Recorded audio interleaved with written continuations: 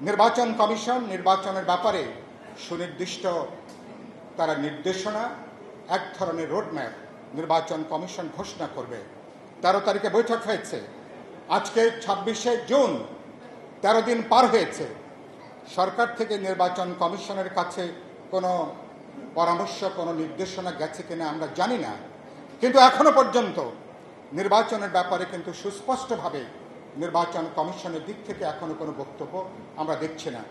আমি নিশ্চয়ই আজকের এই সভা থেকে আশা করতে চাই গণমাধ্যমের ভিতর দিয়ে অনতিবিলম্বে সরকারের উচিত হবে লন্ডন বৈঠকে আপনারা যে আলোচনা করেছেন দেশবাসীকে আনুষ্ঠানিকভাবে সেটা আপনারা প্রকাশ করবেন, রাজনৈতিক দলগুলোকে আস্থার মধ্যে নেবেন, সকল গুরুত্বপূর্ণ স্টেক হোল্ডারদেরকে আপনারা আস্থার মধ্যে নেবেন, বোঝাপড়াটা বাড়িয়ে তুলবেন এবং নির্বাচন কমিশনকে সুনির্দিষ্ট করে পরামর্শ দেবেন যে আগামী বছরের মধ্য ফেব্রুয়ারির মধ্যে রোজার আগেই যে সরকার এবং রাজনৈতিক দলগুলো জাতীয় নির্বাচন দেখতে চায়, নির্বাচন কমিশন সে ব্যাপারে যেন কার্যকর দৃশ্যমান উদ্যোগটা গ্রহণ করে।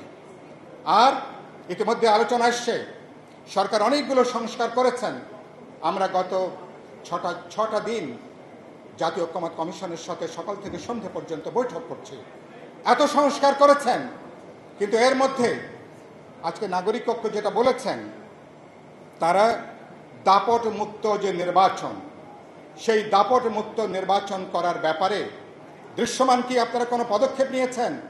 নির্বাচন কমিশন এখনো পরীক্ষা দেওয়ার সুযোগ হয় নাই, কথাটা সত্য, কিন্তু তারা নির্বাচন সংস্কার কমিশন অসংখ্য সংস্কার প্রস্তাব হাজির করেছেন।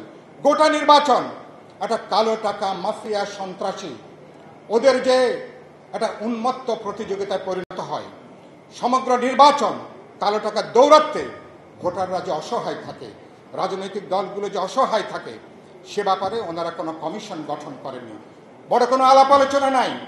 আমরা সেজন্য বলতে চাই, আগামী নির্বাচনকে যদি দাপট মুক্ত করতে হয়, রাজনৈতিক ম্যানিপুলেশন, প্রশাসনিক ম্যানিপুলেশন, ধর্মের ব্যবহার এবং বেসুমার যে কালো টাকা, অপ্রদর্শিত অর্থ ২৫ লাখ টাকা খরচ করার কথা, খরচ করে ২৫ কোটি বা ৫০ কোটি, মাগার কেউ কেউ ১০০ কোটি টাকাও হয়তোবা খরচ করবেন।